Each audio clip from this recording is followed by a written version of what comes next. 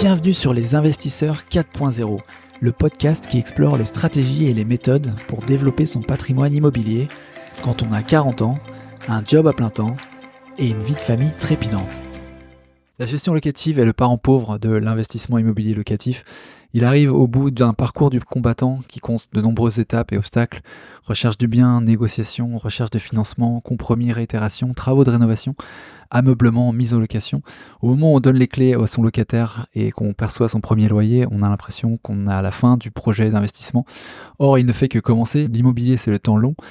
Et la rentabilité d'un projet d'investissement se mesure souvent à la qualité de la gestion locative, justement, qui vient après. Alors, comment rendre cette étape de l'investissement la moins douloureuse possible et l'optimiser au maximum? C'est le sujet de notre conversation du jour avec Nicolas Thomas, cofondateur de Calimo, une solution innovante de gestion locative dont je te parle juste après. Ancien huissier de justice et investisseur immobilier, Nicolas s'est frotté à quasi toutes les problématiques de la gestion locative. Au cours de la conversation, on parle des principales erreurs de l'investissement immobilier dans la gestion locative. On voit notamment quels documents peut-on demander au candidat ou non à la location, dans quelles conditions la garantie visale s'applique ou pas, pourquoi le bail notarié est une fausse bonne idée, combien dure et coûte une procédure d'expulsion et comment l'éviter. Tu trouveras bien des pépites dans cet épisode et on adresse de front les principales problématiques du propriétaire bailleur. C'est un épisode qui est tiré d'un live de l'atelier qui est disponible sur la chaîne YouTube. Le support de présentation également en format PDF est disponible sur la page de l'atelier sur l'adresse investisseur-40.com/A70. Je suis moi personnellement conquis de cette application Calimo que je trouve vraiment top, super facile à utiliser et vraiment complète avec dans le même abonnement des modèles à jour, des outils de synchronisation bancaire, état des lieux numériques, signature électronique. Et pour t'encourager à passer le pas et à utiliser cette solution, Calimo t'offre à toi, auditeur du podcast, une période d'essai gratuite de 2 mois au lieu d'une. Donc profites-en, c'est en mentionnant le code promo PACO, PACO, que tu pourras l'obtenir. Avant de démarrer, si tu apprécies le podcast, n'hésite pas à t'abonner pour être sûr de ne rater aucun épisode. Et si tu veux me donner un peu de force, n'hésite pas non plus à donner un avis 5 étoiles sur Apple Podcast ou Spotify. À votre bon cœur, messieurs, dames. Allez, sur ce, on part à la conquête d'une gestion locative mieux maîtrisée avec Nicolas. C'est parti. Hello à tous, bienvenue dans l'atelier. Salut Nico, comment vas-tu ? Salut, bonjour à tous, salut Paco. Bah écoute, ça va très bien, très content d'être là, merci pour l'invitation. Merci à toi. Écoute, on est super. On donne pas l'impression d'être connecté il y a juste 10 minutes, un peu en mode à l'arrache, parce qu'on est super bien calé. Toi, tu as ton petit logo derrière parfaitement éclairé. C'est magnifique. Bienvenue à tous. Ouais. On va parler gestion locative. Aujourd'hui, un vaste sujet. Je suis très content qu'on puisse l'aborder avec toi parce que c'est vraiment pas en général la phase la plus, on va dire, qui fait le plus plaisir quand on investit dans l'immobilier, plutôt source de plus de tracasseries possible. Donc toi, que tu sois focalisé là-dessus, déjà bravo, c'est courageux de ta part d'avoir voulu attaquer ce pan de l'activité de l'investisseur. Et puis, écoute, tu as préparé une super présentation, donc je vais te laisser la dérouler et puis donner encore une fois l'indication aux personnes qui nous suivent de surtout pas hésiter à poser des questions pendant la présentation. Ça nous permettra de rendre la session plus vivante et d'aborder tous les thèmes qui peuvent vous passer par la tête. Bon appétit si vous êtes au bureau, en pause déj, c'est l'atelier, c'est parti. Merci Nico, on peut y aller. Merci à toi.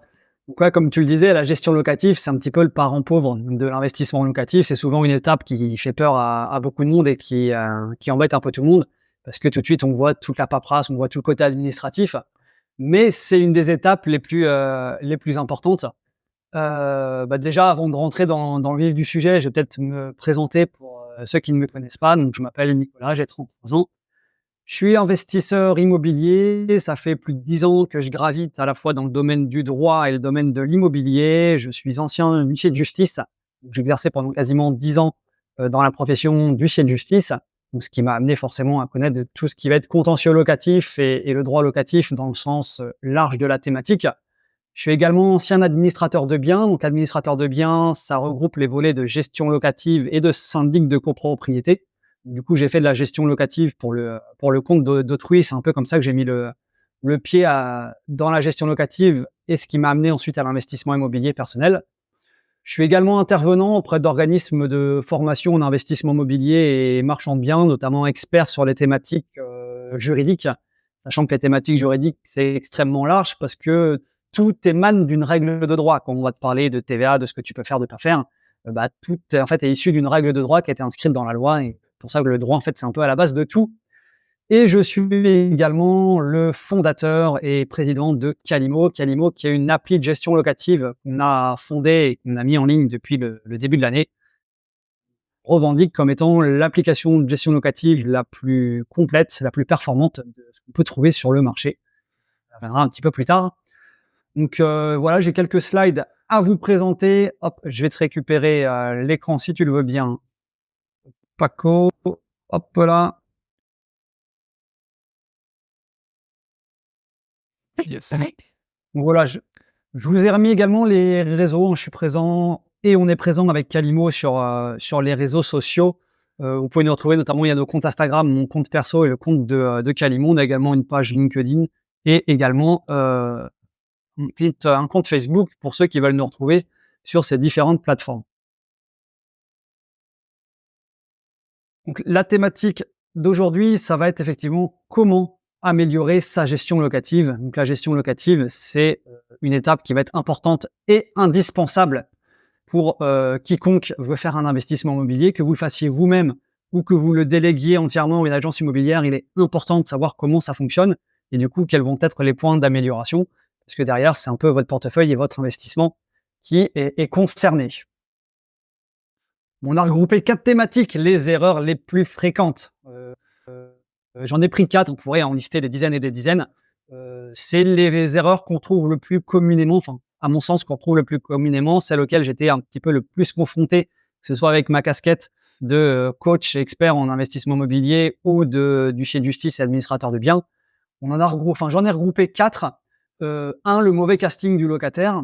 2, ne pas prendre de garantie. 3, le choix du bail. Et 4, comment gérer un impayé. En espérant que vous ne soyez jamais confronté à ça. Mais voilà, on pourra revenir un petit peu plus en profondeur dessus. La gestion locative, j'aime à dire que c'est l'étape la plus importante d'un investissement immobilier. Pourquoi ? Parce que c'est le dernier maillon de la chaîne. C'est-à-dire qu'avant d'arriver à l'étape de la gestion locative, naturellement, quand on va sur un invest immobilier, c'est pas la première question qu'on se pose, mais on va dire que c'est le dernier maillon de la chaîne. Et quand vous avez le dernier maillon de la chaîne qui se brise, vous avez toute la chaîne qui se brise. Parce qu'avant d'arriver là, d'avoir fait d'avoir à gérer votre locataire, de choisir, etc., vous avez, j'imagine, fait énormément de visites, vous avez prospecté, vous avez fait appel à votre réseau, vous avez été sur place, vous avez fait faire des devis par des artisans, vous avez géré des travaux que vous avez peut-être même fait vous-même, vous avez passé du temps sur votre chantier, vous avez été chez le notaire pour signer, vous avez négocié, vous avez passé un temps monstrueux. Et avant d'arriver à l'étape de gestion locative, il y a au moins 6 ou 7 mois de travail en amont qui ont servi du coup à en arriver là. Et ce qui est dommage, c'est que du coup, vu que c'est la dernière maille de cette longue chaîne, si vous la brisez, vous brisez tout le travail qui a été fait juste avant. Et dans la gestion locative et dans l'investissement immobilier, en général, ce qu'on cherche, c'est une maîtrise du risque. Les risques qui sont nombreux, les risques principaux qu'on peut retrouver quand vous allez faire un investissement locatif, c'est des travaux qui sont non prévus. Ça, c'est des choses qui arrivent assez fréquemment, surtout quand on est sur de la rénovation dans l'ancien. Il y a toujours un petit imprévu. J'imagine que tous ceux qui nous regardent, là, ils ont une petite anecdote sur le sujet avec des travaux qui n'avaient pas été provisionnés. Donc, c'est pour ça que quand on fait un budget, on a souvent une petite fourchette, le lot imprévu pour pouvoir combler ces imprévus-là. Vous allez avoir également une mauvaise gestion du budget, qui est un des risques qu'on va retrouver fréquemment. Mais tout ça, c'est des choses qu'on peut maîtriser, qu'on peut rapidement résoudre. Vous aviez des travaux non prévus, il va falloir augmenter votre budget ou diminuer les travaux restants ou revoir sur la qualité de vos matériaux ou en faire une partie vous-même.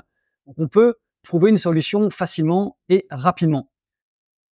Le risque principal du mauvais locataire, c'est qu'une fois qu'il est dedans, il est dedans et on va voir que pour le déloger, ça prend du temps, ça prend de l'argent et c'est beaucoup, beaucoup plus compliqué que de devoir faire des travaux soi-même ou de devoir remettre un petit billet au bout de la ligne du budget pour pouvoir gérer tout ça.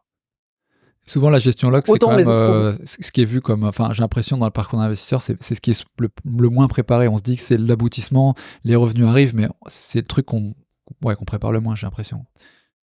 on le prépare le moins, puis on arrive en bout de chaîne, on est fatigué, on a négocié, on a fait ses travaux, on a été chez le notaire, on s'est Ouais. pris la tête avec l'agent immobilier, et cetera, et cetera. On est fatigué et ce qu'on veut, c'est le louer pour qu'on ait enfin le fruit de son travail avec des loyers qui rentrent. Et souvent, c'est un peu la dernière étape qui est négligée, Mmh mh. parce qu'il y a aussi beaucoup de préjugés sur la matière. On n'a pas forcément conscience des risques et de ce que ça peut entraîner. Et bah, voilà, souvent, c'est un peu l'étape où on en a marre, on fait un petit peu vite et on prend le premier dossier venu ou sans forcément sécuriser tout ça. Donc on va voir, comment on peut maîtriser tout ça et notamment, bah, sur l'erreur de casting qui est, à mon sens, une des erreurs qu'on trouve le plus fréquemment, que j'ai appelée donc l'erreur numéro 1. J'ai remis un petit extrait d'un journal qui est paru il y a pas si longtemps, heu, qui est passé dans le journal de Chartres. Chartres, c'était la ville, où j'exerçais en tant qu'huissier dans l'Eure-et-Loir. Et ce petit extrait, bah, montre à quel point, des fois, d'avoir à gérer un contentieux avec son locataire, ça peut nous amener à faire des choses un peu compliquées et à avoir des démêlés auprès de la justice. Donc là, notamment un petit article qui avait été publié dans le journal local. Justice, il coupe l'eau, démonte une fenêtre de l'appartement et perd sa serrure de ses locataires mauvais payeurs, un propriétaire condamné à Chartres. Ouais, malheureusement, le fait de se faire justice soi-même, c'est très sévèrement sanctionné par la justice française. Et l'impayé de loyer, bah, c'est un peu la peur numéro 1 du propriétaire bailleur. On fait un petit peu des sondages et qu'on parle d'investissement locatif. Et je pense que vous êtes un petit peu tous passés par là quand vous êtes arrivés sur votre première invest et que vous en avez parlé autour de vous. Il y a forcément une personne, votre compte, votre oncle, un ami, vos parents qui vous ont dit: «Oui, mais attention, les locataires ne payent pas» et cetera.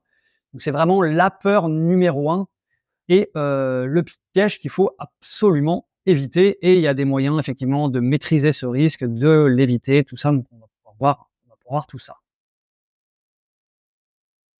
Votre objectif, bah, c'est trouver un peu le, top profil, ce qu'on appelle le top profil, le locataire parfait. Alors, il y en a, hein, des locataires parfaits, mais faut pas non plus chercher le mouton à 5 pattes. Faut pas chercher le locataire qui va gagner 5 fois le montant de votre loyer, qui va s'engager à rester 10 ans dans votre logement, qui est un as du ménage et qui est, parfait. Malheureusement, celui-là, il n'existe pas ou il existe trop peu. Donc il y a forcément des moins bons profils et des meilleurs profils. Il y a autant de profils variés que de personnes. Les situations professionnelles, bah, notamment par les temps qui courent, il y a peut-être un petit peu moins de salariés aujourd'hui qu'il y avait il y a 20 ans, qui étaient des profils un petit peu sécurisants et sécurisés. Donc on va comment trouver le top profil? Donc comment? Bah, on va pouvoir trouver ce fameux top profil. On va voir les documents qu'il faut demander au locataire, comment analyser le dossier et est-ce que la solvabilité, c'est le critère numéro 1? Souvent, on parle que de ça quand on parle du choix du locataire, mais pour moi, la solvabilité, c'est 50 de la validation d'un dossier. Quand je valide un locataire, la solvabilité, c'est 50 de ma décision et 50 restant, ça va être autre chose que la, solvabilité du locataire. Très rapidement, les documents que vous pouvez demander au locataire, bah, vous allez avoir tout ce qui va être les justificatifs d'identité. Si vous êtes confronté à un étranger, notamment pour ceux qui font la location étudiante et qui ont des étudiants étrangers, vous pouvez demander les justificatifs de droit de séjour ou les travailleurs étrangers, et cetera. Justificatif de domicile, vous pouvez demander, bah, les factures d'électricité, les dernières quittances de loyer, et cetera. Justificatif de l'activité professionnelle, vous allez pouvoir demander le contrat de travail, vous allez également pouvoir demander les bulletins de salaire. Et inversement, il y a des documents que vous ne pouvez pas demander, attention à ça. Tout ce qui va être relevé de compte, interdit de demander un relevé de compte à son locataire. Tout ce qui va être documents relatifs à l'état de santé du locataire, les crédits en cours, des attestations diverses et variées, comme quoi le locataire s'engage à ne pas avoir d'animaux, etc., etc. Et des documents sur la situation familiale du locataire, qui seraient autres que ceux qu'on peut retrouver dans les documents qui sont autorisés à être demandés. Donc ce sont des documents qu'on ne peut pas demander. Attention, tout ça, c'est assez réglementé. Bon, si jamais vous demandez un document que vous n'avez pas le droit, rassurez-vous, vous n'irez pas en prison pour ça. Mais si vous tombez sur quelqu'un de malveillant, notamment qui peut arguer des motifs de discrimination, et cetera, ça peut vous causer des problèmes pour pas grand-chose. Donc déjà, si vous avez tout le dossier complet avec les documents qu'il y a dans la colonne de gauche, vous aurez de quoi faire et vous aurez suffisamment d'éléments pour pouvoir avoir un bon dossier entre les mains.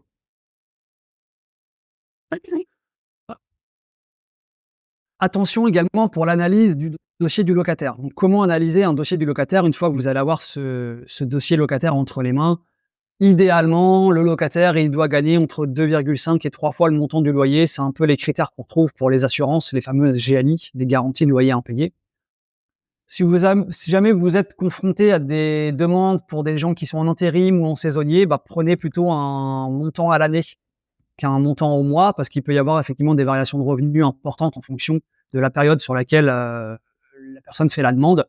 Donc, orientez-vous plutôt sur des revenus à l'année, avec notamment ce qui va figurer sur l'avis d'imposition, qui est un document que vous pouvez demander. Pour les indépendants, c'est pareil, hein, vous pouvez demander du coup tout ce qui va être bilan. Si c'est quelqu'un qui se lance, vous pouvez demander un prévisionnel de son comptable. Enfin, il faut avoir vraiment le maximum d'éléments. Demandez également, et attention, petit point de vigilance sur l'ancienneté sur le poste, hein. C'est toujours privilégié d'avoir un locataire qui a une certaine stabilité dans l'emploi. Également, des petits éléments à surveiller, comme la distance travail-domicile. Un locataire qui doit faire 200 km aller-retour par jour entre votre logement et son lieu de travail, on peut présumer qu'il ne va pas rester longtemps, que ça va vite l'embêter ou vite nous coûter très cher. Et également, quand vous allez recueillir tous les documents du dossier de votre locataire, notamment les petites fiches de paye, et cetera, attention aux petites tâches qu'on peut trouver dessus. Ce que j'aime appeler les tâches, ça va être par exemple les petites lignes où vous allez avoir ATD, avis à tiers détenteur, ou saisie des rémunérations, saisie sur salaire, etc. C'est pas forcément des bons signes. Et après, il y a autant de stratégies d'investissement que vous avez d'investisseurs, et vous avez certaines personnes qui ont des stratégies d'investissement et qui visent principalement les gens qui sont sous tutelle, sous curatelle, avec des organismes, des gens qui sont qu'avec la CAF parce qu'ils sont sûrs d'être payés par la CAF.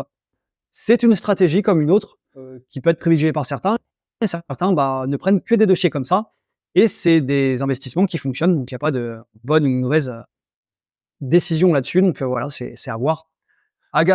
Petit élément d'attention également sur les dossiers de locataires. Attention à bien vérifier que les dossiers ne soient pas falsifiés. On pourra faire une conférence entière et un live entier sur le sujet de la falsification des documents. Selon une enquête du journal Le Monde, il y aurait à peu près 20 à 25% des dossiers de location qui seraient falsifiés. Alors, attention, qu'on entend falsifier, c'est des dossiers qui sont souvent arrangés ou embellis, hein. Donc, bien évidemment, il y a de tout. Pourquoi les locataires en arrivent à ça? C'est parce qu'on a une très forte tension locative, notamment par les temps qui courent depuis 1 an et demi, 2 ans. Je pense que vous l'avez tous vu. Les taux d'intérêt qui ont flambé ont un peu fait stagner le marché de l'immobilier, si ce n'est pas régressé. Donc, beaucoup de gens qui avaient des projets d'achat, etc., les ont mis de côté, sont restés sur des projets locatifs, et du coup, on a de plus en plus de locataires sur le marché locatif, ce qui crée énormément de tensions, des difficultés à se loger dans les grandes villes. Et pour les profils qui sont pas forcément en CDI ou qui sont en période d'essai, et cetera, il y a souvent une petite modification, un petit PowerPoint qui est un petit coup de Photoshop, pardon, qui est apporté sur ces éléments-là. Donc voilà, attention également aux faux dossiers, il y a des moyens de les repérer. Vérifier la concordance des informations entre les documents, vous pouvez les recroiser. Enfin, il y a plein de techniques qui existent. Et vous pouvez également passer par des plateformes de vérification comme Dossier Facile, qui est une plateforme du gouvernement qui atteste que le dossier du locataire, c'est un dossier avec des pièces qui sont vraies. Donc voilà, faut pas non plus avoir peur et se méfier de tout. Et voilà, encore une fois, c'est une question également de temps. Quand vous allez recevoir 50 dossiers de locataires, je sais que vous n'avez pas le temps de passer 1 heure sur chacun à scruter chaque document, savoir si c'est un vrai ou un faux. Donc voilà, faut avoir un petit coup d'œil sans non plus passer tout son temps à regarder tout ça. Ça, c'est vraiment pour la partie solvabilité, quoi. Ouais, exactement. Solvabilité, c'est un critère important. Et le dossier du locataire, comme je le disais, à mon sens, c'est vraiment une analyse qui engage que moi, mais qu'on retrouve de plus en plus fréquemment. C'est que le dossier du locataire, un bon dossier, c'est indispensable, mais pas suffisant. Moi, j'attache une grande importance à l'état d'esprit du locataire, au mode de vie du locataire, au comportement durant la visite. Alors tout ça, c'est pas forcément des éléments péjoratifs. Et par exemple, notamment ceux qui font une acquisition d'un immeuble en entier, qui vont avoir à gérer, par exemple, un immeuble de 4 appartements, qui vont avoir à gérer 4 locataires en même temps. Si jamais il y a une mésentente dans l'immeuble et qu'il y a des troubles du voisinage, etc., ça va vous retomber dessus, ça va être à vous de gérer, et ça va être de l'ennui et du tracas au quotidien. Donc les modes de vie du locataire, si par exemple vous avez que des locataires qui travaillent de nuit dans l'immeuble, le fait d'avoir un dernier locataire qui va travailler de jour, ou inversement, La cohabitation peut être difficile, notamment au niveau du bruit. Si vous savez que vous êtes sur un vieil immeuble avec des planchers bois qui résonnent, et cetera, que le locataire que vous allez mettre au-dessus, il travaille de nuit, donc qu'il se lève à pas d'heure.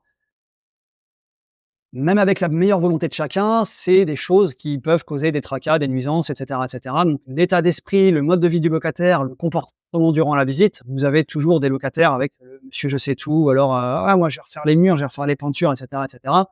C'est des choses qu'on ne peut pas interdire aux locataires, mais quand vous venez de refaire votre mur en blanc et qu'il est tout neuf, vous n'avez pas forcément envie que le locataire il le repeigne en gris ou en vert. Donc voilà, tout ça, c'est des éléments à prendre en considération. Pareil, le locataire qui arrive avec une cigarette à la bouche. Alors, bien évidemment, tous les gens qui ne fument pas sont pas des gens qui dégradent les logements. Il y a beaucoup de gens qui fument, mais qui ne veulent pas fumer à l'intérieur de leur logement. Mais en tant que propriétaire bailleur, c'est des choses qu'on veut éviter. On ne veut pas avoir de dégradation sur ces éléments-là. Donc voilà, faut vraiment avoir un œil vigilant au niveau de la visite, de l'état d'esprit, le ponctuel, celui qui arrive avec un dossier qui est complet. Enfin, tout ça, c'est des éléments qui montrent de la rigueur, qui sont, à mon sens, extrêmement importants, et tout autant que la solvabilité. C'est sûr que le gars qui gagne pas un rond et qui est rigoureux, c'est très bien, mais c'est pas ça qui payera le loyer à la fin du mois. Mais celui qui a un bon dossier et qui a un mauvais état d'esprit et un mauvais comportement durant la visite, moi, clairement, c'est un locataire que je vais évincer, quitte à prendre quelqu'un qui a une moins bonne solvabilité, mais quand même une bonne solvabilité, mais avec effectivement ce critère du savoir-être et de l'état d'esprit qui est plus rempli à mon sens. C'est toujours un peu quand même un équilibre à avoir entre qu'est-ce qu'on veut en termes de comportement, solvabilité, demande aussi. D'ailleurs, je vais te partager un commentaire qu'on a reçu ici d'une personne qui dit voilà, salut, je suis en train de chercher des candidats pour une relocation en novembre. Parmi les offres du marché, il a choisi de se mettre un loyer un peu en dessous. Est-ce que c'est un bon choix? Car maintenant, en fait, il a beaucoup d'appels, mais peut-être des dossiers moins solides sur la solvabilité. Est-ce que l'impact est faible? Qu'est-ce que tu en penses d'un... Alors, après, faut quand même qu'il y ait de la solvabilité. Surtout aujourd'hui, la vie coûte cher. Quand vous avez quelqu'un qui gagne 1 500 € avec un loyer à 800 € à payer, enfin, clairement, même avec la meilleure volonté du monde, une fois que la personne elle va devoir payer son assurance, son gasoil, son assurance voiture, son téléphone, son abonnement internet, ses courses, il va lui rester 20 balles à la fin du mois. Et si jamais il y a une difficulté, c'est le Ouais. loyer qui risque de pas être payé. Donc, Il faut premier toujours filtre, qu'on ait effectivement, voilà, comme tu le disais, tout ça c'est une balance. Faut quand même qu'on ait, nous on est propriétaire bailleur, donc faut quand même qu'on ait de la garantie derrière. Après, il faut également composer avec ce qu'on trouve sur le marché. Donc, faut quand même que le candidat il ait une garantie financière qui soit suffisante. Et si jamais c'est vraiment un petit peu ric-rac, et tu vois, c'est même pas fait exprès, mais cette question, elle est parfaite parce que ça fait vraiment une bonne transition sur la deuxième erreur qu'on trouve le plus souvent, c'est de pas prendre de garantie. Et du coup, un locataire qui va avoir un dossier un petit peu ric-rac, si jamais derrière on a une garantie qui est solide, ça peut quand même conforter dans le choix de son locataire. Effectivement, si on a après tous les voyants qui sont en vert, ça peut être un choix sympathique à faire. Donc, il faut vraiment peser le pour et le contre de tout ça. Et du coup, ça fait une transition toute trouvée sur la deuxième erreur qu'on retrouve le plus souvent et qui est, à mon sens, une des erreurs qui ne doit pas être faite. Ceux qui la font, ils ont vraiment pas d'excuses là-dessus. La caution, le fait de ne pas prendre de caution, je ne comprends pas les propriétaires bailleurs qui ne prennent pas de caution. Quel que soit le profil de votre locataire, si vous avez un loyer à 800 € par mois, ou votre locataire il gagne 6 000 € par mois, vous devez prendre une garantie. Pour moi, c'est même pas une option, pour moi, c'est une obligation. Même avec la meilleure volonté du monde, votre locataire, c'est le locataire parfait, il gagne très bien sa vie, c'est quelqu'un qui est très fiable, qui a un très bon état d'esprit. Les accidents de la vie, malheureusement, ça arrive. Il suffit que votre gars il se fasse percuter par une voiture, qu'il fasse un AVC ou que sais-je, enfin, n'importe quoi. Les accidents de la vie, malheureusement, ça arrive. Euh, et le fait d'avoir une garantie, ça va quand même sécuriser tout ça. La caution, moi, j'aime bien l'appeler la roue de secours. La roue de secours, pourquoi? Parce que c'est exactement comme avec une voiture. Vous n'avez pas envie d'utiliser votre roue de secours, mais vous êtes bien content qu'elle soit dans le coffre, parce que le jour où vous crevez, vous avez une roue de secours à mettre et vous pouvez aller au moins jusqu'au garage pour faire réparer votre roue. Là, c'est pareil. Les garanties, on n'a pas envie de les utiliser et elles sont là pour ne pas être utilisées. Une roue de secours, on n'a pas envie de l'utiliser et elle n'est pas faite normalement pour être utilisée. Elle est là vraiment au cas où. Et la caution, c'est pareil. Et attention là-dessus également, on a pas mal de gens qui raisonnent en se disant tiens, le profil de mon locataire, il n'est pas terrible, mais c'est pas grave, derrière, j'ai une garantie. S'il ne paye pas, c'est la caution qui payera. Avoir un raisonnement comme ça, c'est un peu comme dire: «Tiens, je pars en vacances avec une roue qui est à moitié à plat ou qui est vraiment plus bonne, puis, si ça crève, c'est pas grave, je mettrai ma roue secours sur la route». Ouais, c'est un raisonnement qui est un peu bancal à mon sens, donc attention à ça. Et alors ce qu'on appelle les cautions également, attention, le terme de caution, il est un petit peu, utilisé à tort au quotidien. Souvent, on appelle caution le dépôt de garantie, qui est le chèque ou le virement ou les espèces que vous remet le locataire, les fameux, 2 mois de loyer pour les locations meublées et 1 mois de loyer pour la location nue. On appelle ça souvent la caution. S En réalité, ça s'appelle un dépôt de garantie et la caution, ça va être les parents qui se portent caution ou un organisme qui se porte caution ou une caution de garantie loyer impayé, c'est également une caution. Le cautionnement, c'est le fait de se porter garant, de se porter caution des engagements du locataire. Vous avez 3 types de caution: la garantie visale, les personnes physiques ou morales, ça peut être également une société qui se porte caution pour, loger son gérant ou quelque chose comme ça, et également les garanties de loyer impayé, les fameuses GLI, les assurances loyer impayé. Donc il y a 3 types de garanties qu'on retrouve. Vous devez obligatoirement en avoir au moins une des 3. Et attention, c'est pas parce que vous avez une garantie que ça vous dispense du contrôle du dossier locataire. Vous devez quand même avoir un locataire qui est solide et derrière une roue de secours qui est, solide. Il faut vraiment avoir les 2 qui sont combinés à mon sens. Dans un court instant, on verra quel type de bail et garantie choisir, pourquoi le bail notarié n'est pas conseillé et comment réagir face à une situation d'impayé. À tout de suite. Ouais, je voulais juste rebondir là-dessus pour confirmer, c'était un très bon point que tu as dit par rapport au dépôt de garantie et tu me corriges si je me trompe, mais le dépôt de garantie, pour moi, donc ça couvre les dommages matériels dans l'appartement et ça n'a rien à voir avec le risque d'impayé. Donc quand un locataire, par exemple, avant de partir, dit le dernier loyer, je vous le paye pas parce que je vous avais payé un dépôt de garantie, on est d'accord, c'est un non-sens. Le dépôt de garantie, il couvre un risque qui n'a rien à voir avec le impayé, donc c'est 2 allocations qui sont différentes. Ou est-ce que je me trompe? Alors, tu le dis vrai et à la fois le dépôt de garantie. Alors, le dépôt de garantie, effectivement, son usage premier, c'est de garantir le propriétaire d'éventuelles dégradations locatives qui pourraient survenir au départ du locataire, qui puisse avoir une somme pour pouvoir faire les réparations nécessaires. Après, légalement, tu as le droit d'imputer le dépôt de garantie sur le loyer d'un locataire. Par exemple, ton locataire s'en va avec une dette locative, mais le logement il est rendu nickel. Il ne peut pas te dire: «Vous me rendez mon dépôt de garantie parce que le logement il est nickel et pour le loyer impayé, vous faites une procédure de votre côté». Le dépôt de garantie, légalement parlant, il peut servir à payer toute somme qui est due par le locataire. Que ce soit Mmh. du loyer impayé, que ce soit par exemple une régule de charge, qui conteste parce que pour lui elle est pas due, mais en fait elle est due, du coup il veut pas la payer, il s'en va, il est à jour de son loyer, il y a pas de dégradation, mais il doit cette fameuse régule de charge. On peut l'imputer sur le dépôt de garantie. Donc le dépôt de garantie, légalement, en tant que propriétaire bailleur, si vous l'imputez sur n'importe quelle somme qui est due par votre locataire, on ne peut pas vous ennuyer là-dessus. Mais Intéressant. effectivement, son usage premier, c'est pas de payer le dernier mois de loyer. Et ça, c'est une pratique qu'on retrouve fréquemment. Et le problème, c'est qu'à la sortie, il y a souvent des petites choses à réparer, une couette qui a été tachée et qu'il faut changer, etc. Donc, il y a toujours un petit truc à changer. Ça peut être un petit peu des tracas qu'il faut limiter. Et si on peut s'en éviter, c'est pas mal. Donc je vous propose de faire un petit tour rapidement sur les différentes cautions, notamment la garantie visale. C'est pour moi une garantie qui est solide et ça, c'est une question qui revient souvent et qu'on me pose souvent. On me dit souvent: «Nico, j'ai le choix entre un locataire qui a visale ou les parents, qu'est-ce qu'on peut prendre? Lequel est le mieux? Est-ce qu'on peut prendre les 2?» Alors déjà, non, on ne peut pas prendre les 2. Faut faire un choix, et les 2, c'est un petit peu comme tout dans ce monde, c'est jamais tout noir, jamais tout blanc. Souvent, il y a une petite nuance de gris. Les 2 ont des avantages, les 2 ont des inconvénients. Donc la garantie visale, déjà, elle va présenter des avantages qui sont qu'elle est gratuite à la fois pour le locataire et pour le bailleur. C'est quand même un avantage assez sympathique. Elle est garantie par un organisme d'État, donc grossièrement, c'est l'État qui se porte garant du paiement du loyer de votre locataire.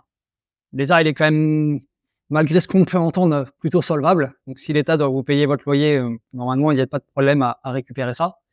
Vous avez une prise en charge qui est immédiate. Ça couvre jusqu'à 36 mois de loyer impayé et ça gère directement les procédures. C'est-à-dire que si jamais, vous devez engager une procédure d'expulsion parce que votre locataire ne paye pas, vous avez une garantie Visale. C'est Visale qui va tout faire. C'est Visale qui va vous faire un virement tous les mois et qui va gérer la procédure d'expulsion directement avec son réseau d'huissiers de justice, commissaire de justice, on dit maintenant, et qui va gérer la procédure. Donc vous n'avez rien à faire. vous percevez votre loyer tous les mois par Visal. Et donc là-dessus, c'est quand même plutôt confortable en termes de délégation. C'est plutôt cool. Après, Visal, il y a aussi des inconvénients. L'inconvénient, c'est qu'il y a une éligibilité qui est restreinte. C'est-à-dire que votre locataire, il peut ne pas être éligible à la garantie Visal et donc ne pas pouvoir en bénéficier. Qui est éligible à la garantie Visal? Très simplement, ça va être n'importe qui a entre 18 et 30 ans. Que la personne elle gagne 200 euros par mois ou 15 000 euros par mois, il n'y a pas de condition de revenu, c'est une condition d'âge. Entre 18 et 30 ans, tout le monde est éligible à Visal. Ensuite, on a quand même la possibilité de bénéficier de la garantie Visal quand on a plus de 30 ans. Mais pour ça a certaines conditions et c'est notamment ce qu'on va retrouver les personnes dans une situation professionnelle un petit peu précaire ou en début de parcours. Donc les personnes qui ont plus de 30 ans peuvent bénéficier de la garantie Visal à condition d'être embauchées depuis moins de 6 mois ou qui gagnent jusqu'à 1 500 euros net par mois ou qui est en mobilité professionnelle ou qui est en possession d'une promesse d'embauche de moins de 3 mois. Donc c'est vraiment des gens qui démarrent dans la vie active, qui ont plus de 30 ans, qui peuvent bénéficier de la garantie Visal. Attention également pour le logement. Donc, le locataire doit être éligible à Visal, mais votre logement doit également être éligible à Visal. C'est-à-dire que votre logement, ça peut être un logement meublé ou un logement nu. Les deux, ça fonctionne. Ça doit être la résidence principale du locataire, donc il doit vivre dedans à l'année. Il y a un plafond de loyer à ne pas dépasser, qui va être de 1 500 euros maximum en Île-de-France et 1 300 euros pour le reste du territoire. Alors attention à ça également, parce que du coup, le locataire qui va bénéficier de Visal, il va avoir ce qu'on appelle un visa. Il va être délivré par Visal, et sur ce visa, il va y avoir le montant maximum du loyer qui peut être pris en charge. Et attention, votre loyer ne doit pas dépasser le montant pris en charge par Visal, sinon en cas de litige, Visal ne prend pas en compte le sinistre et vous ne serez pas indemnisé. Donc là, c'est vraiment les plafonds maximum, mais sur le visa qui vous sera présenté par votre locataire, il y aura un montant qui sera inscrit, et c'est ce montant-là, c'est le montant loyer charges comprises, qui ne doit pas être dépassé. Le logement, il doit également faire l'objet d'un contrat de location, ça paraît logique, surtout que c'est obligatoire. Et surtout, ça c'est quelque chose qui est important, notamment avec le calendrier actuel. Votre logement, il doit être décent et respecter le règlement sanitaire départemental. Alors jusque-là, vous allez me dire, ouais, tous les logements sont décents. Alors attention, parce qu'il y a quelque chose qui ne vous a pas échappé, c'est le fameux calendrier DPE, avec au 1er janvier, tous les logements qui seront classifiés G, qui seront interdits à la location. L'incidence pour un logement qui est catégorisé G, c'est qu'il est considéré comme indécent au lieu de la loi. Donc, c'est-à-dire que si vous avez un logement qui est G et qui est loué, que vous avez un sinistre avec un locataire, Visal ne prendra pas en charge votre litige. Alors pour un locataire qui est déjà en cours avant la mise en place de l'interdiction au 1er janvier 2025, j'imagine que Visal prendra quand même en charge. Mais à partir du 2 janvier, même à partir du 1er janvier 2025, vous signez un nouveau bail avec un logement qui est G. Donc, le locataire ne paye pas, vous avez une garantie Visal, vous n'aurez pas de prise en charge. Donc ça, c'est faire attention là-dessus. Et au titre des inconvénients, il y a quand même un formalisme qui est strict en cas d'impayé. Il faut faire des déclarations sur cette de Visal avec des délais qui sont très encadrés. Si vous loupez, pas de prise en charge. Et Visal ne couvre pas les dégradations. Alors quand je dis ne couvre pas les dégradations, c'est pas entièrement vrai. Visal couvre les dégradations locatives jusqu'à maximum 2 mois de loyer impayé. Si jamais vous avez un studio à 500 euros par mois, vous allez avoir 1 000 euros de dégradations locatives qui peuvent être prises en charge. Mais enfin, vous avez tous fait des devis d'artisans. À 1 000 euros, il n'y a pas grand-chose qu'on peut faire. Enfin, vous payez 2 murs, mais si jamais le logement est ruiné, ça couvre quasiment rien. Donc voilà, garantie Visal, il y a des pour, il y a des contre. Voilà ce que je voulais vous exposer sur la garantie Visal. Et les garants personnes physiques, il n'y a pas de secret. Il y en a également des pour ou des contre. Alors, les garants personnes physiques, souvent, dans 90% des cas, ça va être les parents qui vont se porter garant pour leur enfant. On a également des avantages, on a également des inconvénients. Au titre des avantages, c'est gratuit pour le locataire et ça le responsabilise. Contrairement à ce qu'on peut avoir avec une assurance loyer impayé ou avec une garantie Visal, c'est que le locataire qui se dit si jamais je ne paye pas mon loyer ou si jamais je ruine le logement, c'est mes parents qui vont casquer. C'est pas la même chose que de se dire de toute façon il y a une assurance ou c'est l'État qui va payer, donc c'est pas très grave. On n'a pas envie de faire casquer ses parents, sauf ceux qui n'aiment pas leurs parents. Mais souvent, ça responsabilise quand même le locataire.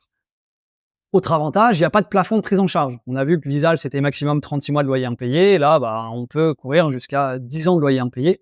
Il n'y a pas de plafond là-dessus. On peut inclure tout type de somme qui serait due par le locataire, donc y compris les dégradations locatives, y compris les indemnités d'occupation, y compris les dommages et intérêts qui pourraient résulter d'une décision de justice. Si tout ça est prévu dans l'acte de cautionnement, on peut le réclamer au garant.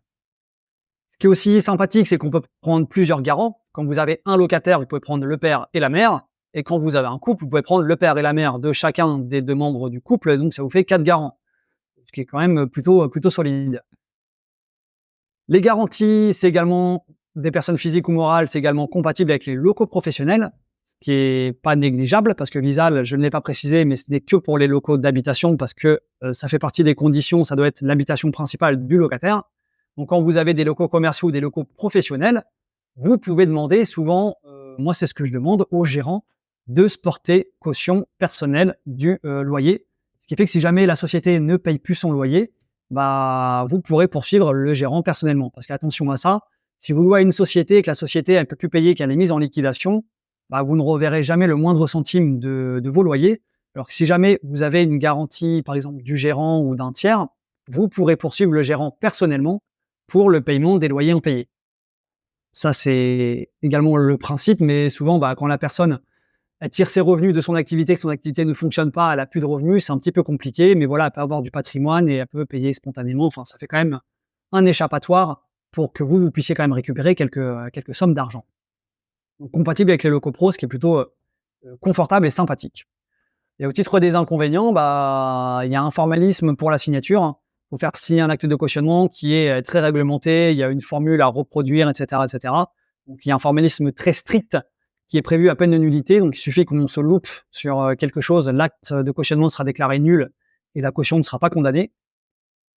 Si jamais vous avez un défaut de paiement de votre locataire et que vous voulez engager la responsabilité de votre caution, vous allez devoir, si la caution refuse de payer d'elle-même, engager une procédure de condamnation pour faire condamner, une procédure judiciaire pour faire condamner la caution. Contrairement à Visal qui est un petit peu automatique, l'État paye. Là, si la personne elle ne paye pas, pour pouvoir effectivement saisir son patrimoine et la forcer à payer, il faudra obtenir une décision de justice qui reconnaît la dette et qui condamne la caution. Également, un risque d'insolvabilité de la caution. La caution, quand jamais vous faites rentrer votre locataire, ça peut être quelqu'un qui travaille et qui gagne 3 000 € par mois. Il se peut qu'au moment où vous avez un sinistre avec un impayé de loyer, cette personne elle ait perdu son emploi et qu'elle ne soit plus solvable. Votre caution ne sert plus à rien. C'est une prise en charge qui peut prendre du temps. Et également, attention au SCI. Pourquoi j'ai mis ça? Parce que quand vous êtes une SCI, donc une personne morale autre qu'une SCI de famille, vous ne pouvez pas demander de cautionnement pour votre locataire, sauf si c'est un locataire qui est étudiant. Donc, si c'est une SCI de famille, c'est bon, vous pouvez. Si c'est un locataire qui est étudiant, vous n'êtes pas en SCI de famille, vous pouvez. Mais si vous êtes une personne morale, donc une SCI qui n'est pas une SCI de famille, et que votre locataire n'est pas étudiant, vous ne pouvez normalement pas demander de garantie des parents pour le locataire. Parce que ça il y a peu de gens qui le savent. Ça équivaut à ce qu'une personne physique a une obligation vis-à-vis d'une personne morale, c'est ça l'idée? L'idée, c'est que l'idée elle est quand même assez obscure et à mon avis, c'est là-dessus qu'ils ont voulu partir, c'est de se dire, vu que c'est une société, ils ont les reins solides et qu'ils peuvent encaisser un peu de garantie ou il y a d'autres moyens de le faire. Du coup, vu que c'est une riche société qui est propriétaire bailleur, ils n'ont pas besoin de prendre la garantie des parents. Le pourquoi du comment, c'est un peu, je ne saurais même pas l'expliquer. Enfin, moi, je vois même pas d'intérêt à faire ça parce que du coup, si jamais moi je fais un investissement en SCI, que c'est pas une SCI de famille, parce que du coup, je suis associé avec un pote. Mon locataire, s'il n'est pas étudiant, le seul moyen de prendre une garantie, ça va être de prendre une garantie Visal ou de prendre une assurance loyer impayé. Je ne pourrais techniquement pas prendre de garantie des parents. Alors après, il n'y a rien qui empêche de le faire, parce qu'au moins, ça engage moralement les parents, parce que ça peut... Alors déjà, il y a peu de propriétaires bailleurs qui le savent, et encore moins de locataires et de cautions qui ne le savent. Les gens vont prendre peur, et dans 99% des cas, quand vous faites un courrier à la caution en leur disant que le fils, il n'a pas payé le loyer, qu'ils sont tenus de le payer, sinon vous engagez une procédure judiciaire, les gens payent dans la majorité des cas. Mais voilà, si jamais vous allez au tribunal, risque que l'acte de caution soit déclaré nul parce qu'il a été consenti au profit d'une personne physique autre qu'une SCI de famille et que le locataire n'était pas étudiant. Donc ça, voilà, attention à ça. Petite question sur le chat, est-ce vrai que la Visal ne couvre pas si l'impayé n'est pas déclaré dans les 3 mois? Oui, exactement. Il y a un calendrier à respecter avec Visal et si jamais on déclare en retard, et ben, pas de couverture. Il faut faire bien attention là-dessus. Et de toute façon, quelle que soit la garantie que vous avez, vraiment, une fois que vous avez un impayé qui est caractérisé, je ne parle pas de retard de loyer. Retard de loyer, c'est on va dire le locataire il doit payer le 5 du mois, on est le 15, il n'a pas payé. C'est un retard. Le mois, il ne s'est pas écoulé. Le mois suivant, le locataire qui n'a pas payé, vous n'avez pas de nouvelles. Faut pas attendre. C'est vraiment pas bon signe. Il faut prendre attache avec le locataire. S'il répond pas, il faut tout de suite passer à l'action et engager des assurances diverses et variées. Ou si on n'a pas de garantie, malheureusement, on va se rapprocher d'un huissier pour commencer à faire une procédure, sachant que la procédure peut être interrompue à n'importe quel moment. Donc le locataire, il va avoir débarqué un huissier chez lui. Si jamais il paye, ben voilà, la procédure s'arrête là et tout rentre dans l'ordre. Il faut vraiment être proactif. Et la personne qui attend 3 mois de loyer impayé pour se bouger, j'ai envie de dire que c'est un petit peu trop tard. Surtout qu'on le verra tout à l'heure, mais les procédures sont très longues et voilà, faut vraiment être proactif et se bouger rapidement. Yes. 3e type de garantie, rapidement, les garanties de loyer impayé. Il y a des avantages, des inconvénients. Vous avez plein d'assureurs qui proposent ce service, les assureurs nationaux.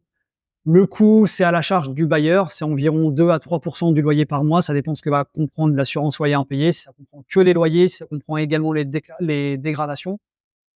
Vérifiez les petites lignes dans vos contrats d'assurance quand vous en prenez, notamment les conditions d'éligibilité du locataire, les plafonds, les durées, les franchises, les délais de carence. Vous avez des assurances qui vont prendre qu'à partir de 3 mois de loyer impayé, par exemple, en charge. Et vous avez également ce qu'on appelle les GLI locataires. Ce sont des organismes, des assurances loyer impayés qui sont payés par le locataire, comme Garantme, comme Cautioneo. Alors, je ne sais plus si Cautioneo fait toujours de la GLI locataire ou si ça fait que de la GLI bailleur. Je crois que c'est une branche qu'ils ont abandonnée, mais je ne suis pas du tout sûr.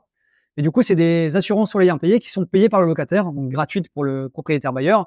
Au moins, vous savez que derrière, vous avez un organisme d'assurance qui vous garantit si jamais vous n'avez pas de paiement de votre loyer. Et attention, hein, ce n'est pas cumulable avec les autres garanties comme ce qu'on a pu voir juste avant.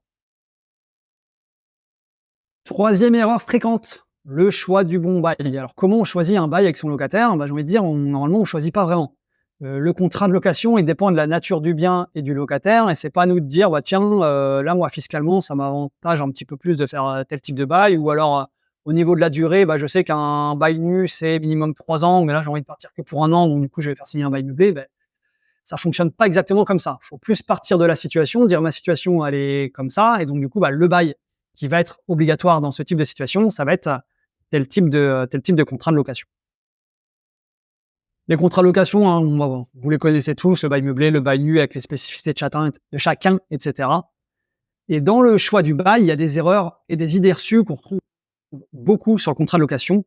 Des mauvaises idées, faire un bail notarié pour de l'habitation, pour moi, c'est une mauvaise idée. Parce que le bail notarié, on le présente souvent un peu comme un bail magique qui garantit le paiement du locataire, etc., etc. Le bail notarié, il a des avantages et des inconvénients. Au titre des avantages du bail notarié, c'est que si jamais vous avez un impayé de loyer, vous n'êtes pas obligé de faire une procédure judiciaire pour pouvoir saisir le compte bancaire du locataire. Vous pouvez le faire directement grâce au bail notarié. Mais même sans bail notarié, je ne veux pas m'attarder dessus, on peut quand même faire sans décision de justice. Et le bail notarié, il n'a aucune incidence en matière d'expulsion. C'est-à-dire que si votre locataire ne paye pas le loyer, que vous devez engager une procédure d'expulsion, bail notarié ou pas bail notarié, c'est la même punition. Vous devez aller au tribunal pour faire résilier le bail. Donc, finalement, ça n'a pas d'incidence là-dessus. Et si vous avez un bail notarié, que vous pouvez quand même du coup faire une saisie plus facilement sur le compte bancaire du locataire, si le locataire ne vous a pas payé le loyer, donc 99% des cas, c'est parce qu'il n'a pas un rond. Et que, du coup, faire une saisie sur un compte où il n'y a pas d'argent, ça va être un coup d'épée dans l'eau, ça va servir à pas grand-chose. Donc le bail notarié, pour les locaux professionnels, moi je vous le recommande à 100%, d'autant plus qu'en matière de locaux professionnels, de locaux commerciaux, on peut mettre ce coût à la charge du preneur, ce qui est plutôt confortable. En matière d'habitation, dans le meilleur des cas, ce sera moitié-moitié pour le locataire et pour le bailleur, donc c'est quand même un coût qui est à prendre en considération. Et on n'a aucune garantie sur la durée du locataire, la durée qui va rester dans les lieux. C'est-à-dire que vous pouvez faire un bail notarié, votre locataire il rentre là aujourd'hui dans les lieux, et 2 mois plus tard, votre locataire il s'en va pour une raison X ou Y, vous avez dépensé de l'argent pour pas grand-chose et ça peut venir greffer votre rentabilité. Ça peut vite vous coûter 300-400 € à vous, et ce qui peut correspondre souvent à votre cash flow sur l'année. Donc, le fait de devoir en faire un deuxième, ça va vous ruiner votre cash flow. Donc, pas de sécurité là-dessus. Prélèvement bancaire, c'est pareil, c'est quelque chose qu'on nous pose souvent comme question. Prélèvement bancaire, beaucoup de mythes sur le sujet. Le prélèvement bancaire, c'est pareil, il assure en rien le paiement du loyer. Le prélèvement bancaire, c'est simplement que vous pouvez prélever plus facilement le loyer sur le compte de votre locataire. Sauf que c'est pareil, hein, si le compte bancaire de votre locataire, il n'y a pas d'argent dessus, bah, votre prélèvement, il va pas passer. En plus, un prélèvement rejeté, ça va générer des frais de rejet qui vont être à votre charge. Donc, c'est votre banque qui va vous les facturer. Et donc, du coup, bah, s'il n'y a pas d'argent sur le compte bancaire, ça n'assure en rien le paiement. Et c'est pareil, je trouve que ça déresponsabilise un petit peu le locataire. Donc, un bon virement automatique qui est mis en place par le locataire, c'est exactement la même chose. Sachant qu'un prélèvement bancaire, c'est pareil, hein. Un locataire, il peut à n'importe quel moment se connecter sur l'interface de sa banque et stopper le prélèvement bancaire, hein. Il peut être mis en place là le premier du mois et le 2 du mois, il peut être arrêté. Donc le prélèvement bancaire, il assure en rien le paiement du loyer parce qu'il peut être arrêté n'importe quand par le locataire et en plus, il est révocable et s'il n'y a pas d'argent, si le compte bancaire n'est pas provisionné, bah, le prélèvement est rejeté, ça vous fait des frais de rejet. Autre erreur qu'on retrouve souvent, bah, les gens qui vont utiliser le même modèle de contrat de location qu'ils utilisent depuis 15 ans, qui est plus du tout à jour. La réglementation, elle évolue énormément. Il y a eu beaucoup de nouveautés sur les contrats d'habitation dernièrement, notamment avec toute l'évolution sur les DPE. Il y a beaucoup de nouvelles mentions qui doivent figurer dans un contrat de location avec les clauses résolutoires, avec tout ça. Donc, prenez des modèles de contrat de location à jour. Attention à ceux que vous trouvez sur Internet, hein. Prenez ça sur un site qui est fiable. Et vous pouvez même aller sur le site de Légifrance, hein, parce que le contrat de location, c'est un modèle qui est réglementé, qui est prévu par la loi. La loi nous dit que le contrat, il doit être fait comme ça et vous avez des modèles sur le site de Légifrance. Donc, la mise en forme est vraiment dégueu, mais vous pouvez le trouver dessus. Et après, des contrats de location gratuits, on en trouve un petit peu partout. Attention au modèle que vous prenez, parce que s'il y a une coquille, bah, vous ne la repérez pas forcément et c'est au moment où vous allez y être confronté que vous allez vous en apercevoir et que ça peut être un petit peu gênant. Erreur également qu'on retrouve fréquemment, sous-estimer le montant du forfait de charge. Attention, quand vous faites de la location meublée au forfait, les charges, quand vous êtes sur un forfait, on ne peut pas l'augmenter. Donc, si jamais vous avez provisionné 50 € de forfait de charge et qu'en fait, vos locataires ils consomment beaucoup d'eau, beaucoup d'énergie, beaucoup d'électricité, finalement, ça vous coûte à vous 80 € par mois, vous avez 40 € de perte sèche.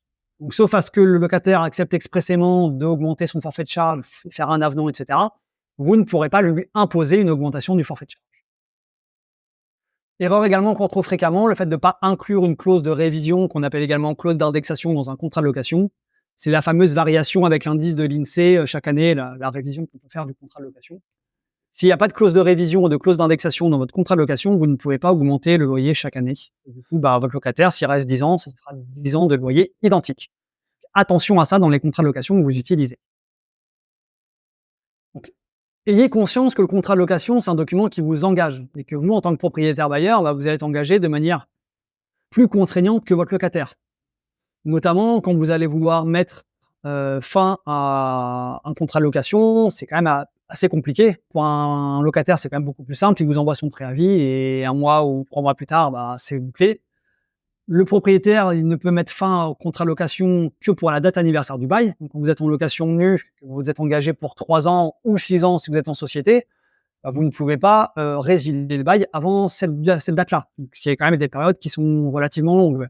Et en plus, quand vous souhaitez mettre fin à votre contrat de location, vous ne pouvez le faire que pour certains motifs.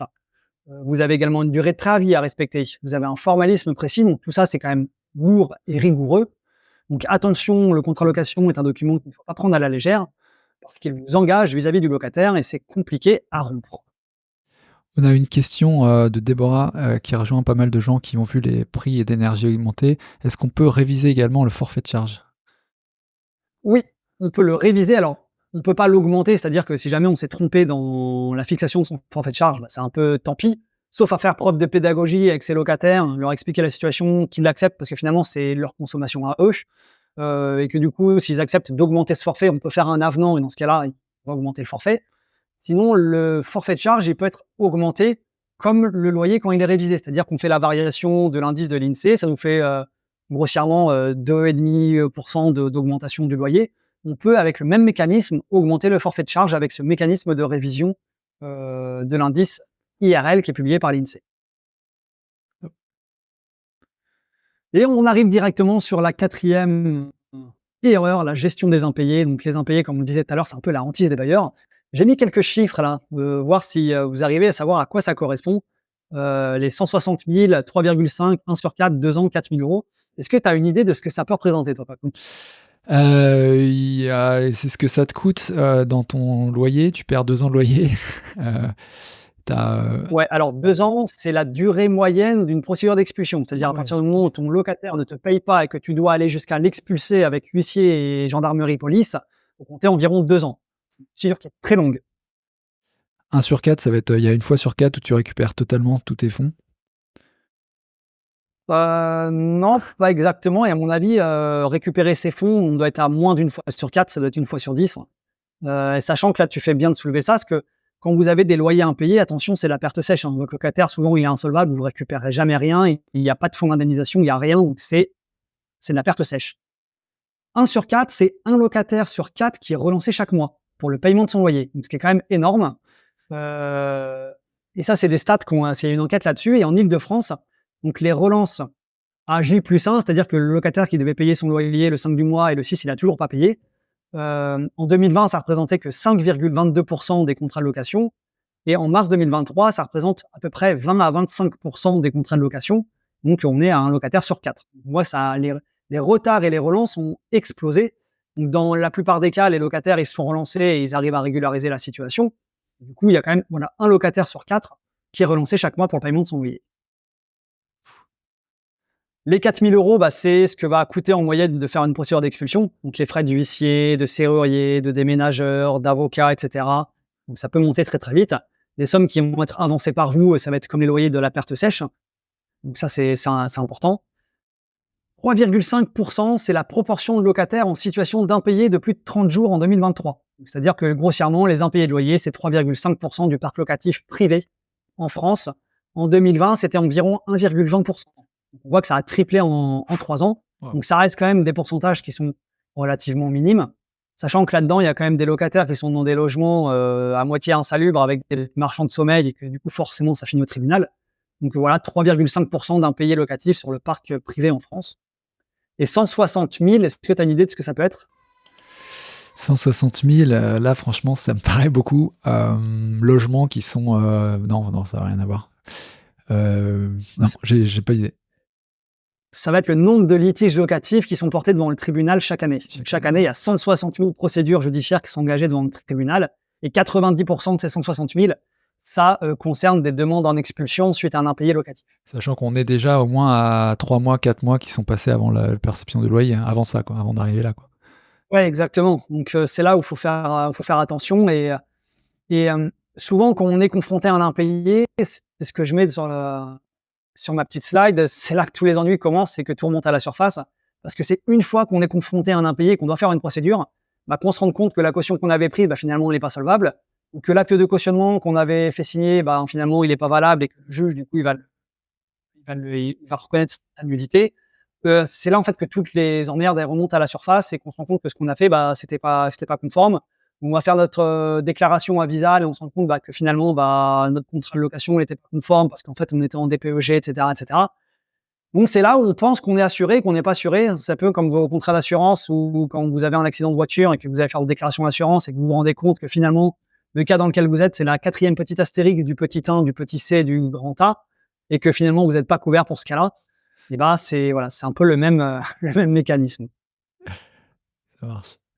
Très rapidement, que vous ayez conscience de pourquoi une procédure, on va absolument l'éviter, parce que c'est interminable. Alors, j'ai fait des gros raccourcis sur les délais, il y a eu des changements juridiques, etc. Mais voilà, j'ai fait vraiment de gros raccourcis pour que vous ayez conscience de ce que ça représente. À partir du moment où vous avez un impayé de loyer, voilà, tous les maillons de la chaîne, vous allez saisir un huissier de justice. L'huissier de justice, il va délivrer un commandement, donc une mise en demeure au locataire qui va lui dire vous avez 2 mois pour payer toute votre dette ou on vous engage une procédure au tribunal. Si la personne ne paye pas dans le délai de 2 mois, dans ce cas-là, on la convoque au tribunal, c'est la signalisation. Et entre la convocation et la date au tribunal, c'est extrêmement variable d'une région à l'autre. Le délai moyen, on est à 5,1 mois. Donc, j'ai mis un délai de 6 mois. Mais vous avez des régions, vous allez demander au tribunal une date d'audience, le tribunal va vous répondre dans 18 mois. Déjà, vous avez 18 mois dans les dents, parce que là, les délais judiciaires sont extrêmement longs. La justice est en grande souffrance. Une fois que votre audience est passée, vous venez de récupérer votre joli petit Jugement qui fait droit à votre demande, vous êtes content, vous dites c'est la fin, mais non, vous n'êtes qu'à la moitié de la procédure.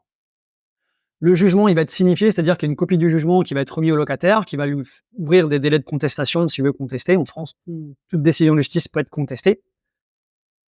Donc déjà d'une, il peut contester, ce qui va ralentir la procédure. Et s'il ne conteste pas, il a un délai de 2 mois pour partir. S'il n'est pas parti au bout de ce délai de 2 mois, dans ce cas-là, on fait ce qu'on appelle la réquisition de la force publique. L'huissier va dire à la préfecture, voilà où on en est, je veux que vous m'assistiez pour pouvoir le mettre dehors. La préfecture, elle a 2 mois pour répondre. Bien souvent, elle répond au bout de 6 mois. Et à l'issue de ce délai, on parvient à l'expulsion. Et encore une fois, on a mis le locataire dehors, c'est toujours pas la fin de la procédure. Ça dépend, donc c'est l'étape du sort des meubles. Ça dépend de ce que vous avez fait des meubles. Soit vous êtes arrivé avec des déménageurs, vous avez évacué le logement, mais c'est un coût qui est pas négligeable parce que les coûts de déménagement, les coûts de stockage, c'est à la charge du propriétaire bailleur. Et sinon, si jamais vous laissez le mobilier sur place, le locataire, il a un délai de 2 mois pour le récupérer. Donc vous voyez, à chaque fois, on a un délai de 2 mois, plus 6 mois, plus 2 mois, plus 2 mois, plus 2 mois. Et en plus, en plein milieu de tout ça, on a notre fameuse trêve hivernale, là, qui commence prochainement, qui commence au 31 octobre. Et c'est la période de l'année pendant laquelle il est interdit de faire des expulsions. Donc du 31 octobre au 31 mars. Donc c'est la fameuse période de la trêve hivernale pendant laquelle aucune expulsion ne peut être faite. Alors attention là-dessus également, c'est que la procédure d'expulsion qui ne peut pas être faite. Il n'y a rien qui vous empêche d'aller au tribunal, d'obtenir votre jugement, etc. pendant cette période. Donc, n'attendez pas, vous voyez que c'est une procédure qui est très longue. N'attendez pas pour engager une procédure parce que même si vous dites dans un mois c'est la trêve hivernale, ça sert à rien que je fasse une procédure en justice. Non, vous inquiétez pas, le temps que le tribunal soit saisi, que le jugement soit rendu, vous serez déjà sorti de la trêve hivernale. Donc voilà, au niveau des délais, je rentre pas dans le détail parce que c'est très technique, mais voilà, pour avoir une idée d'une procédure qui met à peu près 24 mois à être suivie. Donc quand on a une situation d'impayé, il faut savoir comment réagir. Et le but numéro 1, c'est limiter l'hémorragie à tout prix. Et des fois, quand on a la gangrène qui se propage, faut avoir le courage de se couper la jambe. Ça fait plaisir à personne. Mais l'objectif numéro 1, c'est de récupérer son logement. La dette locative, j'ai envie de dire, c'est accessoire et c'est l'objectif numéro 2. Mais dans 99,9% des cas, vous ne la récupérerez pas. Sauf si vous avez des garanties. Dans ce cas-là, vous pouvez effectivement avoir une lueur d'espoir. Donc l'objectif numéro 1, c'est de récupérer son logement. Et vous avez vu que quoi qu'il arrive, si vous décidez d'aller jusqu'au bout, ça va vous coûter à peu près 4 000 € facile. Ça va vous prendre 2 ans. Et pendant cette période de 2 ans, c'est des impayés de loyer qui continuent à se cumuler. Vous avez un loyer à 500 € qui ne tombe pas pendant 2 ans. À la fin de l'année, ça fait quand même, au bout de 2 ans, ça fait quasiment 12 000 € de loyer. Quand vous avez 12 000 € de loyer qui ne sont pas encaissés, plus 4 000 € de frais de déménagement, de frais de procédure, plus éventuellement des frais de remise en état, on arrive vite à une ardoise de 20 000 € pour un loyer à 500 €, qui n'est pas un loyer énorme. Pour ceux qui sont en région parisienne ou dans des grandes agglomérations, ça peut être beaucoup plus que ça. Donc moi, ce que je conseille souvent à personnes que j'accompagne, ça va être de négocier pour pouvoir récupérer son logement le plus rapidement possible. Vous savez que si vous voulez aller dans la procédure, ça va vous coûter X et que ça va vous durer 2 ans. Moi, personnellement, je préfère limite effacer la dette locative à mon locataire et qui me dit plutôt que d'engager une procédure qui va me prendre 2 ans, je lui dis dans 1 mois, dans 2 mois, vous êtes parti, moi j'efface la dette, je n'entends plus parler de vous. Les réparations, je ne vous en tiens pas à rigueur, vous partez. Il y a des locataires qui acceptent parce qu'eux, ils y voient un peu une opportunité, le fait de ne pas être poursuivi, d'avoir la tranquillité d'esprit. Parce que les locataires mauvais payeurs sont pas non plus que des gens de mauvaise foi. Vous avez des gens qui ont des accidents de la vie, etc., etc. Donc le fait de partir un petit peu le cul propre, pardonnez-moi l'expression, ça les rassure et ils vont accepter. Donc voilà, le fait de négocier un départ du locataire avec une contrepartie, que ce soit l'abandon de la dette, le fait de lui payer un déménagement, ça c'est pareil, ça fait mal à son ego de se dire j'ai payé à mon locataire. Pourquoi je devrais lui payer un déménagement, sachant qu'il me doit en plus des loyers? Ouais, mais si je le fais pas, ça va me coûter, je vais perdre de l'argent. À choisir, je préfère dépenser 1 500, 2 000 € pour lui payer un déménagement et qu'il parte, plutôt que de dépenser 4 000 € de frais de procédure, d'avocat, d'huissier, de serrurier, etc. Ouais. Donc c'est un turnover psychologique à avoir qui est pas du tout naturel et qui fait très très très mal à l'ego. Mais des fois, il faut mieux se couper la jambe que de mourir. Ouais, non, et donc après, si vous arrivez à négocier tout ça, voilà.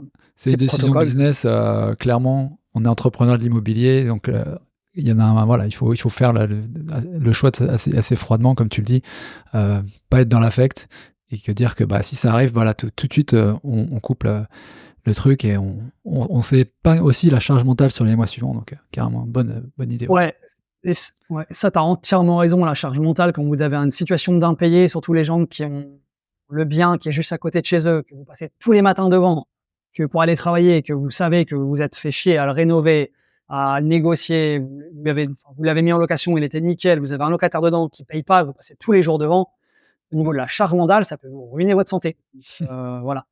Tout ça, faut quand même l'avoir à l'esprit, comme tu dis, et il y a pas que l'argent, et voilà, faut mieux, limiter l'hémorragie. Objectif numéro 1, c'est récupérer son logement. La dette locative, dans ce cas-là, malheureusement, elle est un petit peu accessoire. Sachant que quand vous avez un jugement qui va condamner votre locataire, ce jugement, il est valable 10 ans, donc vous pouvez très bien attendre 5-6 ans, voir si sa situation s'est améliorée, et après le poursuivre pour les loyers impayés. Donc voilà, c'est des choses à voir, hein, au fur et à mesure. Excellent. Et bah top. Je pense que là, on a plein de choses à contempler. Super pour les conseils. Merci beaucoup, Nico. Je voulais qu'on peut-être on passe les 5 Ouais. dernières minutes à nous montrer, si tu peux nous montrer justement l'app que tu as créée, parce que vraiment, je voudrais que les gens puissent voir et sentir un peu ce que c'est quand on utilise cette app. Je pense que ça pourrait vraiment les aider dans leur gestion locative. Et restez bien jusqu'à la fin, parce qu'on a un petit cadeau aussi en partenariat ensemble pour vous qui regardez ce live. Donc, vas-y, je te laisse. Ouais, voilà, Calimo, qui est l'application de gestion locative qu'on a créée et qui vise justement à répondre à tout ce qu'on a vu là précédemment. Donc, le but, c'est comment gérer et simplifier sa gestion locative. Calimo, c'est une solution de gestion locative qu'on a créée autour de 3 grandes thématiques.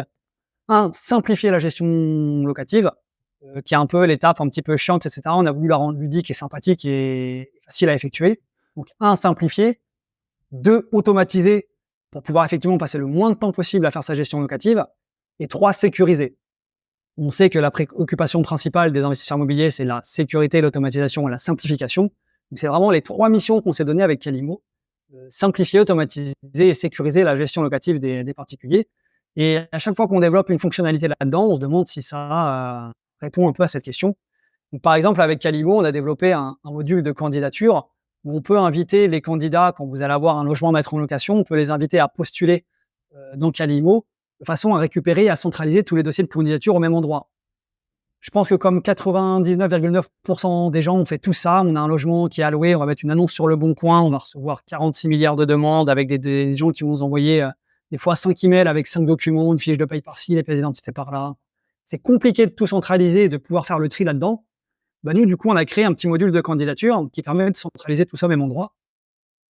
Et en fait, voilà, on a ici, par exemple, ça me dit que j'ai 4 candidatures en cours.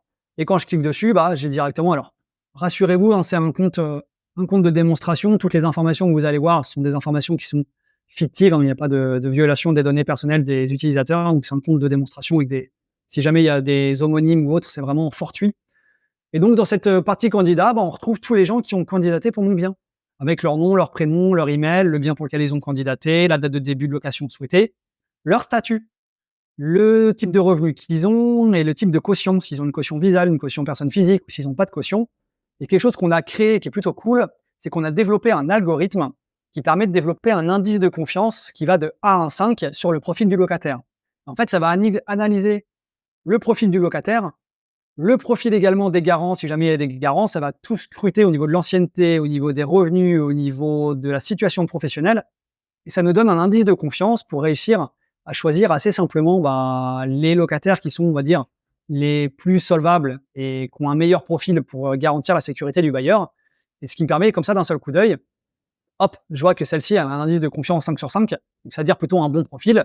Et je peux aller voir du coup son profil avec son état civil, sa situation professionnelle, les documents qu'elle m'aura mis à disposition avec son justificatif d'identité, avec ses justificatifs de domicile, avec également ses justificatifs de revenus, sa fiche de paye, etc., etc. Donc, je peux tout voir. Et après, directement, la convertir en locataire. Donc, encore une fois, dans un souci de sécuriser et de simplifier, tout ça, c'est des processus qu'on peut faire simplement. Avec Calimo, un point qui est également intéressant, c'est que vous allez pouvoir gérer tous les types de location. Vous ajoutez un bien, vous pouvez faire de la location usage d'habitation, que vous soyez en colocation, pas en location, du logement nu, du logement meublé, du bail mobilité. On gère également les locations commerciales ou professionnelles. Donc, dedans, on a intégré des modèles de beaux commerciaux, de beaux professionnels. On gère également les autres types de locaux, donc tout ce qui va être local de stockage, local de garage. On gère également du bail civil, etc., etc. Donc, on gère tous les types de locaux. Et là, on est en train d'intégrer un bail de location saisonnière, pour ceux qui font la location de courte durée.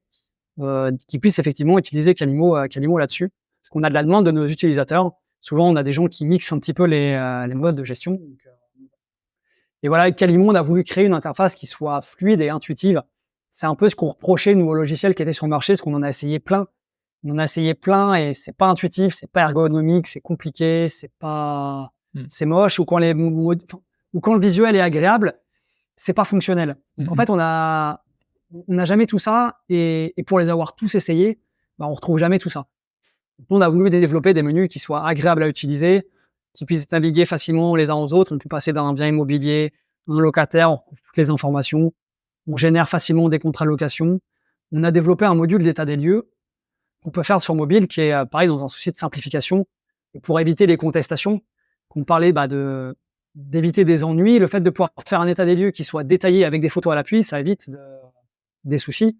Donc là, par exemple, si je veux faire l'état des lieux avec mon locataire, c'est extrêmement simple. J'ai une petite rubrique état des lieux avec un petit tuto. Ça reprend les personnes. Là, on a toutes les pièces qui sont créées. Dans chaque pièce, on va pouvoir renseigner l'état des éléments. Donc, le bâti, tout ce qui va être la porte, le sol, les plinthes, mettre l'état s'il est neuf, en bon état, en état d'usage. Et également aller dans des points de précision en indiquant si le sol, c'est du carrelage, du parquet, etc. S'il y a des dégradations, on peut les faire indiquer. Et donc, voilà, pour chaque élément de bâti, pour les éléments d'équipement, pour le mobilier. Et vous allez pouvoir mettre des photos que vous pouvez soit faire depuis votre ordinateur et uploader les photos dedans, soit directement sur place avec votre téléphone. Donc ça, l'état des lieux, qu'on l'a paramétré avant, qu'on arrive sur place avec son locataire et que l'état des lieux, il reste juste à finaliser 2-3 trucs, mettre 2-3 photos, et que ça prend littéralement 5 minutes, ça fait gagner du temps à tout le monde. C'est quelque chose qui est un peu ennuyant, qu'on fait à la va-vite, on met des croix sur des formulaires, et arriver à la sortie, quand ça fait 4 ans que le locataire il est là, et qu'on ne sait plus la croix quoi ça correspondait, de savoir si la trace sur mur, elle était là, elle n'était pas là, ça crée des tensions, et qui sont pas utiles et qui peuvent être évitées. Et ça, c'est vraiment on peut ajouter des photos. Ça, c'est vraiment un outil que les agents IMO utilisent. De toute façon, il le source ailleurs. Donc, c'est quelque chose qui te permet d'internaliser la location, la gestion locative, un peu la prendre pour toi, exactement. quoi. Ouais. Et une fois que tu as fait toutes tes pièces, tu peux le valider, ça peut prévisualiser après ton état des lieux, puis ça te fait un formulaire comme ça, avec les photos qui sont jointes à l'intérieur, et avec les éléments, les états, les descriptions. Top. Ouais. Et voilà, qui est plutôt très complet. Donc ça, c'est un des outils parmi tant d'autres qu'on a développé. On a tout développé nous-mêmes. Tu peux synchroniser ton compte bancaire, ce qui permet de pouvoir détecter automatiquement le paiement de ton locataire. Quand l'appli détecte le paiement de ton locataire, ça vient l'affecter automatiquement en comptabilité. Et après, en comptabilité, ça vient délivrer automatiquement une quittance de loyer au locataire. Tu n'as rien à faire quand tu as synchronisé ton compte bancaire. Ton locataire, sur son espace Calimo ou par email, il reçoit tous les mois sa petite quittance. Donc, on a les rubriques également avec de la comptabilité, etc. Donc, on a vraiment voulu créer un outil qui soit le plus complet possible. On peut joindre des documents. Le contrat de location, on peut le faire par signature électronique. On gère tout type de contrat de location. Donc, attention, les contrats de location, comme on l'a vu, c'est là où on peut retrouver énormément d'erreurs.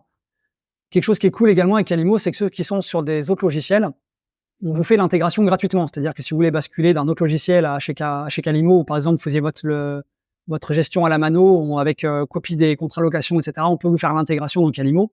Et c'est là qu'on se rend compte que plus d'un contrat de location sur 2, il y a des erreurs dedans.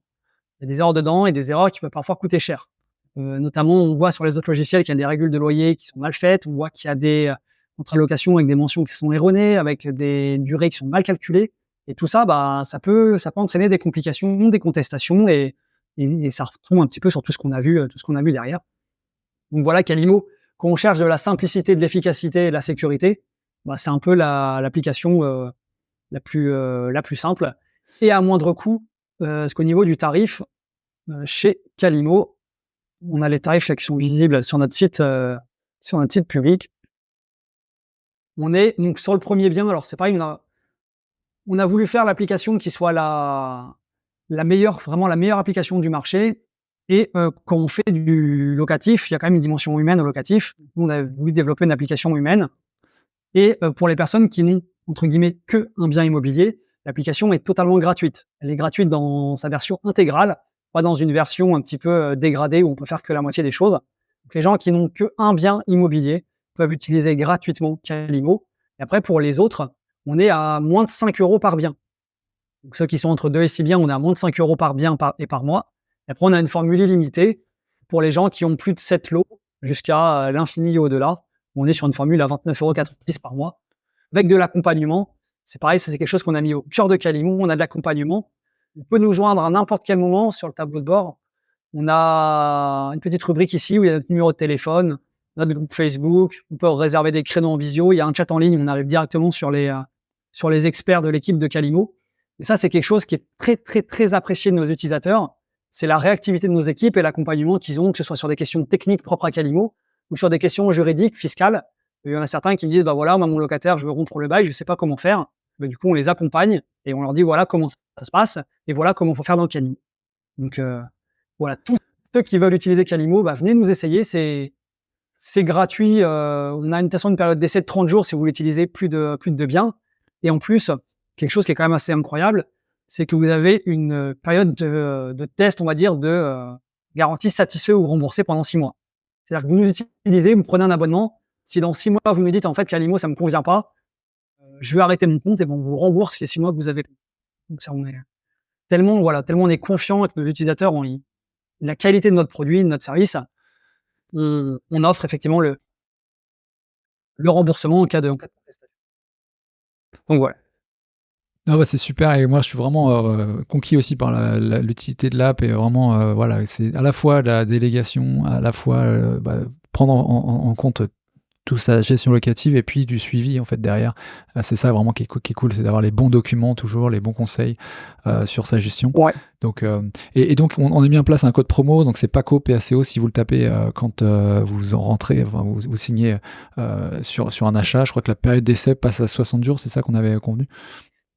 Exactement, ouais. Quand vous allez créer un compte sur Calimo, vous allez être d'office avec la version gratuite à un bien, où vous allez rentrer un bien, à aucun moment on vous demande de sélectionner un abonnement.